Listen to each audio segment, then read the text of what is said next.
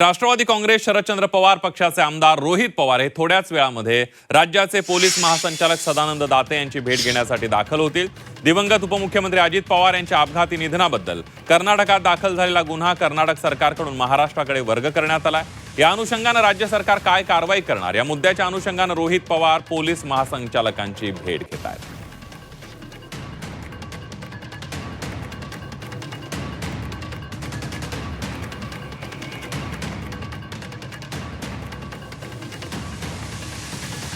आपण बघतोय रोहित पवार हे पोलीस महासंचालकांची भेट घेणार आहेत। दिवंगत उपमुख्यमंत्री अजित पवार यांच्या निधनाबाबत आणि अपघाती निधनाबाबत कर्नाटकमध्ये जो गुन्हा दाखल झाला होता, 0 FIR दाखल होतं, तो महाराष्ट्र पोलिसांकडे वर्ग करण्यात आलेला आहे। आणि या अनुषंगाने राज्य सरकार काय कारवाई करणार या मुद्द्याबाबत चर्चा करण्यासाठी रोहित पवार हे पोलीस महासंचालकांची भेट घेणार आहेत।